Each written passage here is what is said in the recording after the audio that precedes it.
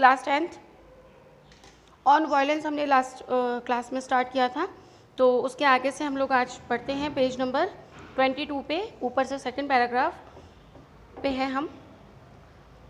You are still young, तुम अभी काफ़ी छोटे हो, but as you grow older, जैसे जैसे तुम बड़े होते हो, यू विल रियलाइज, तो तुम्हें ये यकीन होगा कि how inwardly man goes through hell, मनुष्य आंतरिक रूप से किस तरह से हेल यानी क्या होता है, जहन्नुम, जिसे हम नरक बोलते हैं, नरक में जाता जा रहा है। गोज थ्रू ग्रेट मिजरी, और बहुत कठिनाइयों में डूबता जा रहा है। Because he is in constant battle, क्योंकि उसकी लगातार लड़ाई जारी है। विद हिमसेल्फ, खुद के साथ, स्वयं के साथ। विद हिज वाइफ, अपने पत्नी के साथ। विद हिज चिल्ड्रन, उसके बच्चों के साथ। विद हिज नेबर्स, उसके पड़ोसियों के साथ। विद हिज गॉड, उसके भगवान के साथ।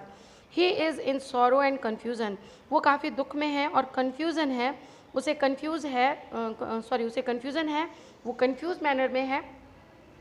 And there is no love, वहाँ बिल्कुल भी प्रेम नहीं है। नो काइंडलीनेस, दयालुता नहीं है। नो जेनरसिटी, सौहार्द्रता नहीं है। एंड नो चैरिटी, और किसी के लिए कोई दान पुण्य करने की इच्छा नहीं है।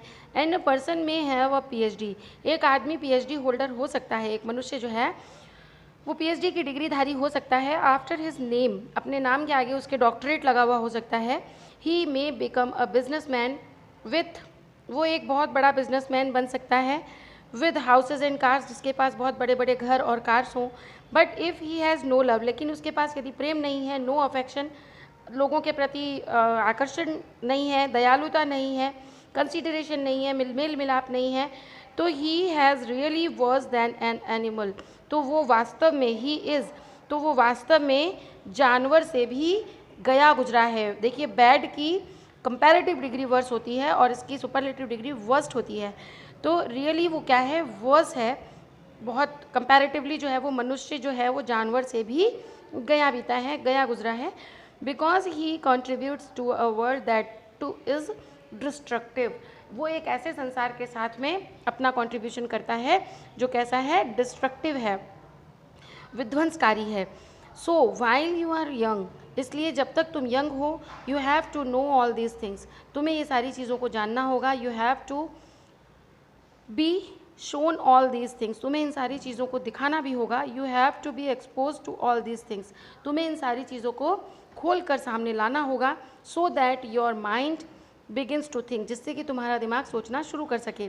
Otherwise you will become like the rest of the world, नहीं तो तुम भी उस बचे हुए संसार के लोगों के तरह ही हो जाओगे। एंड विदाउट लव, और बिना प्रेम के, विदाउट अफेक्शन, बिना किसी के लगाव के, without charity and generosity, life becomes a terrible business, ये जीवन एक भयानक व्यापार ही बनकर रह जाता है। दैट इज़ वाई, और ऐसा इसलिए, one has to look into all these problems of violence, और इसी कारण हर व्यक्ति जो है वो वायलेंस की इन परेशानियों को देखता है, सामना करता है। नॉट टू अंडरस्टैंड वायलेंस, केवल इस वायलेंस को समझने के लिए नहीं। Not to be really ignorant, और केवल इसे नज़रअंदाज करने से ही नहीं। Is to be without intelligence and without culture, इसे बिना कल्चर या बिना बुद्धिमानी के हम इसका सामना कर भी नहीं सकते हैं। Life is something enormous, life इससे कुछ ज़्यादा है, इससे कुछ और बड़ी है। And merely to carve out a little hole for oneself and remain in that little hole, केवल जीवन यही नहीं है कि हम अपने घरौंदा बना लिया हमने और उस घरौंदे में हम घुसे पड़े हैं, सिर्फ उससे उस तक ही सीमित हैं। तो सिर्फ एक मेढक जो है, कुएं का मेढक जो होता है, वो बनकर मनुष्य को नहीं रह जाना चाहिए। लाइफ जो है वो इससे काफ़ी ज़्यादा है, इनसे काफ़ी आगे है। फाइटिंग ऑफ एवरीबडी, दूसरों से हर किसी से लड़ना, इज़ नॉट टू लिव, ये जीवन का आधार नहीं है। It is up to you, ये तुम्हारे ऊपर है। फ्रॉम नाउ, कि अब से, you have to know about all this things, कि तुम इन सब चीज़ों को जानो। You have to choose deliberately to go the way on violence, कि तुम जानबूझकर उस हिंसा के मार्ग पर चलो। और to stand up against society, या उस समाज के विरुद्ध खड़े हो जाओ। बी फ्री, लिव हैप्पीली, स्वतंत्र रहो, खुश रहो। जॉयसली, प्रसन्नतापूर्वक जियो। विदाउट एनी एंटागोनिज्म, बिना किसी पश्चाताप के। विदाउट एनी हेट, बिना किसी नफरत के। Then life become something quite different, तो जीवन इससे कुछ अलग ही बन जाता है। Then life has a meaning, तब जीवन का कुछ अर्थ होता है। Is full of joy and clarity, जो काफ़ी खुश नुमा और काफ़ी खुशियों से परिपूर्ण और काफ़ी स्पष्ट होता है, clarity. When you woke up this morning, अब इस सुबह जब तुम जागोगे, जब तुम जगते हो, did you look out of the window, क्या तुमने खिड़की के बाहर देखा? You would have seen, तुम उन सब चीज़ों को देखते हो, those hills, उन सुंदर पहाड़ियों को, become saffron, जो कि सैफरन कलर की हो गई हैं, केसरिया रंग की हो गई हैं, एज द सन रोज, जब सूर्य उगा, जैसे ही सूर्य उगा तो पहाड़ियाँ जो है वो कैसी दिख रही हैं, सैफरन कलर की। Against that lovely blue sky, किसके विपरीत, उस नीले आसमान के सामने। And as the birds begin to sing, जैसे ही पक्षियों ने गाना शुरू किया। And the early morning cuckoo cooed, और सुबह जल्दी जब कोयल कूकती है। There was a deep silence all around, चारों ओर एक गहरी शांति होती है। A sense of great beauty, एक सुंदर खूबसूरती। एंड लोनलीनेस, और एक अकेलापन, जो शांति है जो अकेलेपन की। And if one is not aware of all that, यदि किसी व्यक्ति का इस खूबसूरती की ओर ध्यान नहीं जाता, यदि उसका अवेयरनेस नहीं है इस चीज़ की ओर, तो one might just as well be dead, तो वे व्यक्ति जो है वो मरे के समान है, क्योंकि इस खूबसूरती की ओर उसका ध्यान आकर्षित नहीं होता है। But only a very few people, लेकिन केवल कुछ ही लोग होते हैं, आर अवेयर, जो इस ओर ध्यान देते हैं।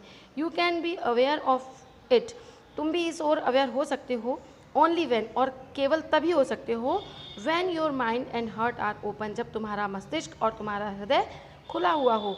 Van you are not frightened, जब तुम डरे हुए नहीं हो। When you are no longer violent, जब तुम लंबे समय तक हिंसा ना करो। देन देयर इज़ जॉय, तब वहाँ खुशी होती है। There is an extraordinary bliss of which very few people know, वहाँ एक अलग ही प्रकार की खूबसूरती होती है जिसे केवल कुछ लोग ही जानते हैं। And it is part of education, और यही शिक्षा का एक पार्ट है, एक हिस्सा है। To bring about that state in the human mind, जो मनुष्य के इस दिमाग में, मस्तिष्क में लाने की ज़रूरत है। तो ये अबाउट द ऑथर जो है, राइटर के बारे में, जे कृष्णमूर्ति जो हमारे राइटर हैं, उनके बारे में ये अबाउट द ऑथर आपको पढ़ना है। अबाउट द टेक्स्ट पूरा चैप्टर आपको पढ़ा दिया है। तो ये प्रेजेंट जो कंडीशन है उसके ऊपर बेस करके लिखा गया चैप्टर है। तो इसे आप सेल्फ रीड करेंगे और समझने की कोशिश करेंगे। क्वेश्चन आंसर्स भी आपको खुद ही करने हैं, करेक्ट टिक द करेक्ट वाले क्वेश्चंस हैं। फिर देखिए इसमें 30-40 जो वर्ड्स वाले क्वेश्चंस हैं, इसमें पूछा गया है कैरेक्टरिस्टिक्स क्या है फिजिकल वायलेंस की, विशेषताएं क्या क्या हैं, शारीरिक हिंसा के बारे में बताना है। फिर नेक्स्ट है question number 2, what are the characteristics of inward violence, आंतरिक हिंसा के विशेषताएं बतानी है। एक व्यक्ति जो है उसके जीवन में पीएचडी डिग्री से ज़्यादा इम्पॉर्टेंट क्या है, एक रैशनल ह्यूमन बीइंग होना, ये आपको बताया है चैप्टर के साथ में, तो वही इसमें आंसर आएगा। How can a person become rational, एक व्यक्ति जो है वो रैशनल निष्पक्ष कैसे हो सकता है। What does man realise in older age, जब मनुष्य काफ़ी ओल्डर हो जाता है, बड़ा हो जाता है, तो उसे क्या रियलाइज़ होता है, ठीक है, ये आपको करना है। When does human life become full of Joy, मनुष्य का जो जीवन है वो खुशियों से भरा हुआ कैसे हो सकता है, कब हो सकता है, आपको बताया है इसमें, जब वो व्यक्ति निष्पक्ष हो, किसी के साथ एंटागोनिज्म नहीं रखे, फ्री ऑफ फियर हो, ये सारे इसमें क्वेश्चंस आएंगे। अबाउट 60 वर्ड्स वाले क्वेश्चंस में हाउ डज एजुकेशन, जो एजुकेशन है वो कंट्रीब्यूट कैसे करती है पावर ओवर पावर वायलेंस, हिंसा को कम करने में जो एजुकेशन है वो कैसे हेल्प कर सकती है, तो ये बताना है आपको इसमें। नेक्स्ट सेकंड क्वेश्चन है what are the author's view, इसमें जो लेखक है उनका पॉइंट ऑफ व्यू बताना है about the old and the new culture, जो पुराना कल्चर है और जो नया कल्चर है उन दोनों के बीच में उनके जो पॉइंट ऑफ व्यू है उसको डिस्क्राइब करना है। How can the world of nature B best enjoyed, प्रकृति की जो सुंदरता है उसको किस तरह से अच्छी तरह से एंजॉय किया जा सकता है। When does life become a terrible business, जो जीवन है वो एक भयानक केवल बिजनेस बनकर रह जाता है, कब रह जाता है ये बताना है। How does J Krishnamurti point out the dangers of violence, उन्होंने हिंसा के किन खतरों की ओर इशारा किया है जय कृष्णमूर्ति ने, तो वो खतरे आपको बताने हैं। जिस तरह से आप अपने आसपास रोज़ न्यूज़ देखते हैं, सुनते हैं, आए दिन अपने आसपास की खबरें भी लोकल में भी सुनते रहते हैं कि एक छोटी सी ज़मीन के लिए लोगों में लाठी भाटा जंग हो गई, उसने उसका मर्डर कर दिया, किसी ने किसी के ऊपर पत्थर फेंक दिया, उसका सिर फूट गया। आए दिन इस तरह की खबरें सुनते रहते हैं। तो इसी वायलेंस की ओर जय कृष्णमूर्ति ने जो इंडिकेशन दिया है कि आज हम छोटी छोटी बातों पर दूसरों से घृणा करते हैं, हेट करते हैं, एंटोगोनिज्म रखते हैं, उनसे हम पीपल के साथ हम छोटी छोटी चीज़ों के लिए लड़ने मरने मारने पर उतर जाते हैं। तो इन सब चीज़ों से क्या खतरे हैं, किस तरह से हमारा जो संसार है वो किस तरह से जो डिस्ट्रक्टिव होता जा रहा है, डिस्ट्रॉयनेस की ओर जाता जा रहा है, तो इस चीज़ को आपको एक्सप्लेन करते हुए इस चैप्टर को करना है। रीड आउट करिएगा और फिर भी कोई डिफ़िकल्टी आती है तो आप पूछिएगा। ओके।